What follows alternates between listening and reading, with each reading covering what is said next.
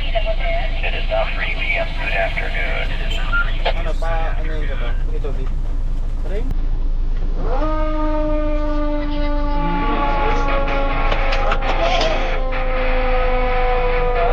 Tapang na. Tandaan natin.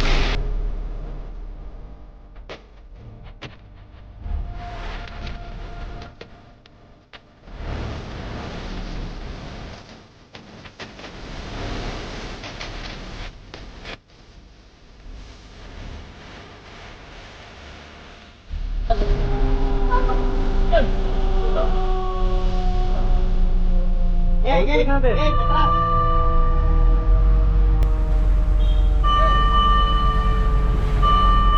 Lang may tricycle.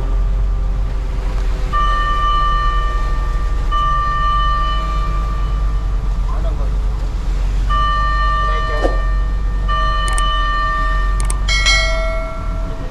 Ano? Renta ka na pa ganun. Benta na?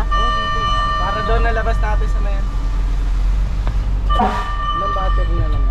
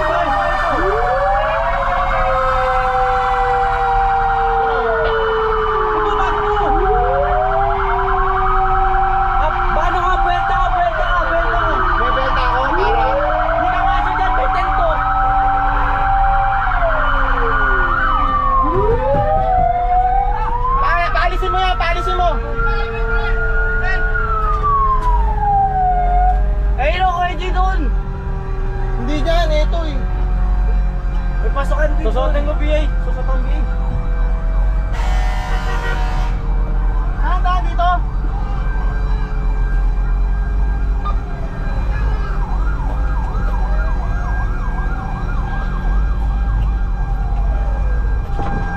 One, two, three. Ako na. Next person, sabi ko na yun. Ano ka na? Hey, Cyberson Engine, 10, 2, 3.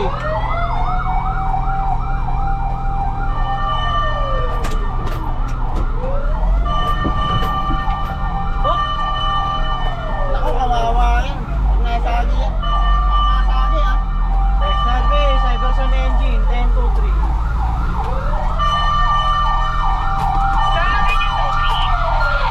Iverson Engine, Iverson Engine.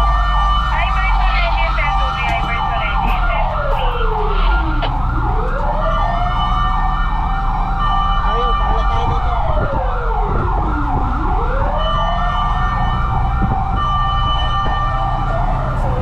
Ayaw mo, abutin na kasi. Malayo, malayo.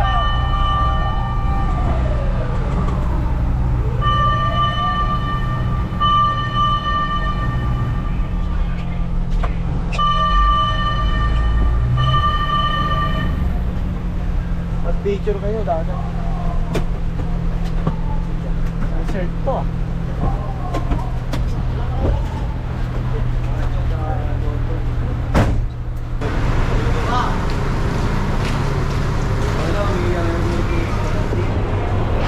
Lagi po lang tubig yung bota ko. Ako rin eh.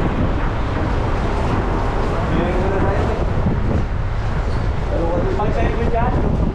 Radio check.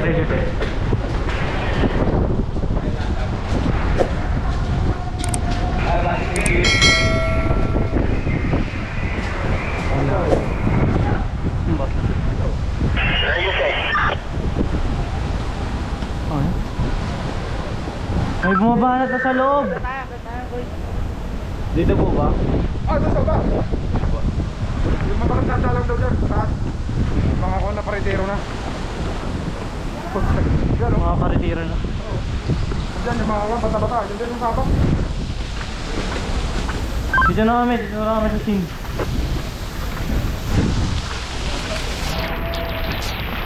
Save talaga ng Bravo Alpha. Dito.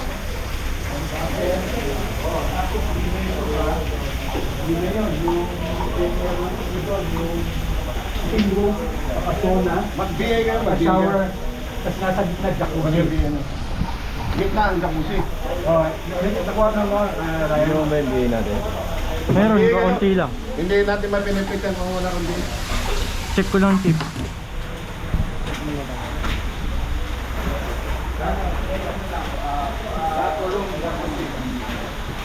Lapulong muna, tapos Hinilog. sa gitna ng jacuzzi.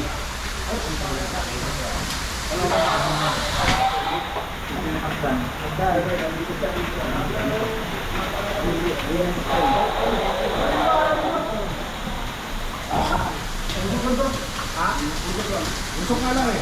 Kaya lang kung saan ang gagaling. Sira mo ko. Down the center.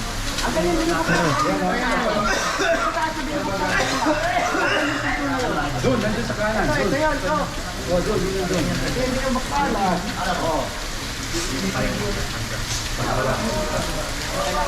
Mahusok.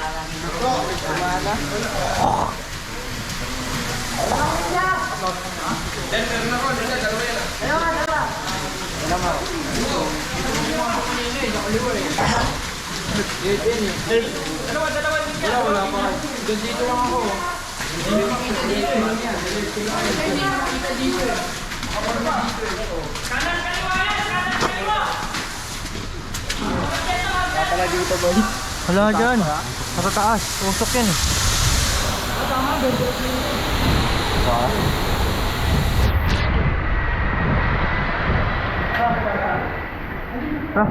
Basta. Susunod nandito sa taas. Yung mga po yung nandito eh.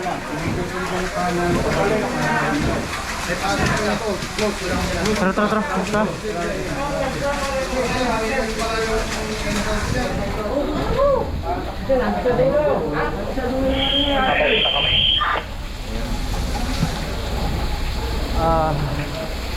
Need BA dito.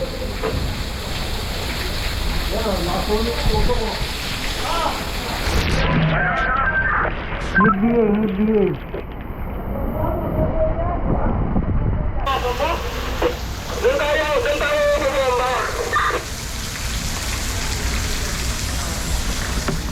Papasok na kami dito sa Alta. Gusto mo yung pinto mo kayo mag-tihis? Papasok mo.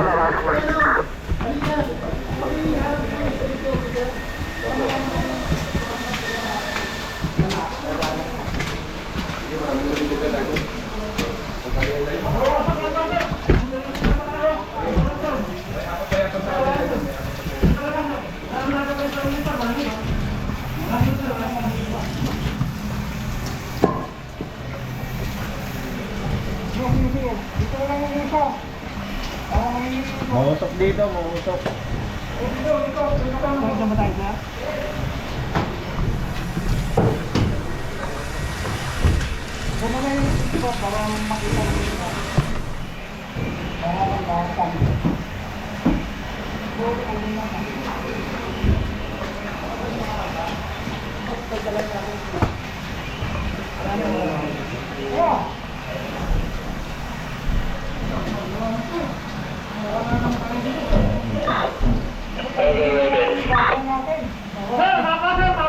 Walang makita dito, walang makita, mausok. Walang bitana dyan. Wala.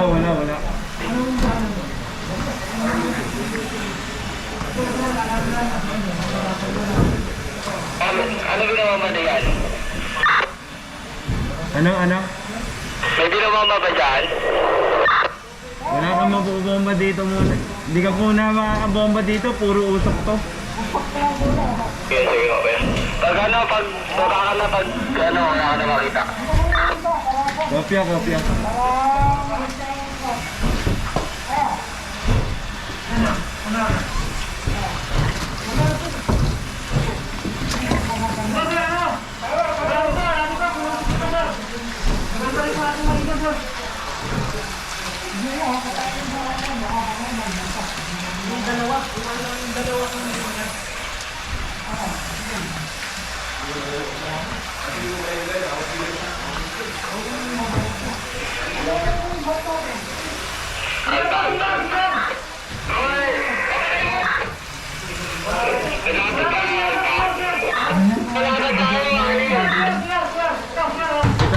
Pito.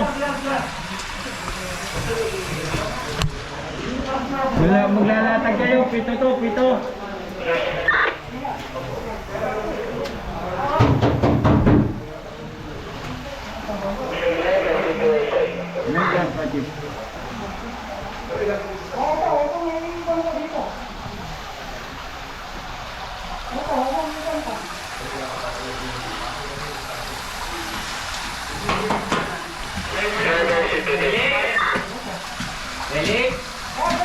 Anong sitwasyon dyan?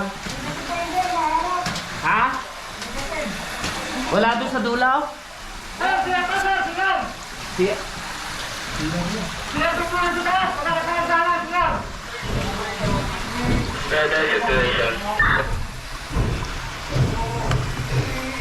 Wala pa rin pagbabago, puro usok pa rin.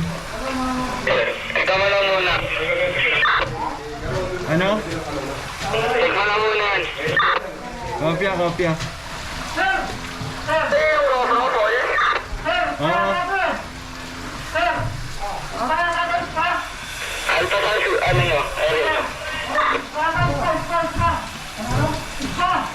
Alta ka yung area nyo.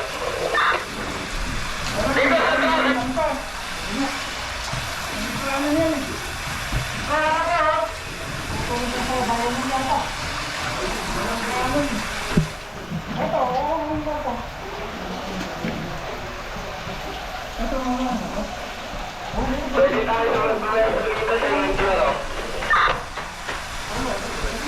Saan? Second floor. May umusok ba dito sa rooftop? Andito sa loob. Dito sa loob.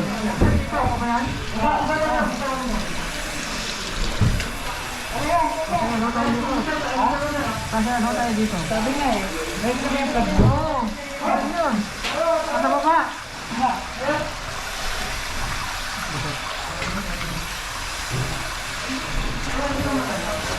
Hindi ba to? Hindi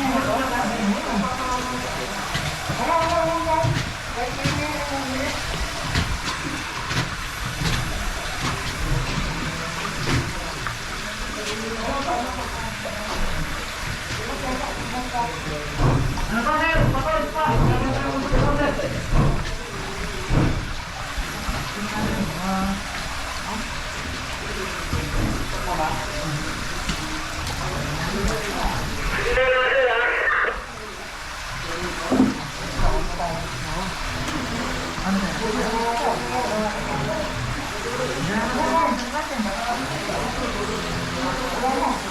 Sir! Arta. Go ahead. Tignan na kayo. Tignan na kayo. Dito ba ito sa taas sa second floor? Umusok na.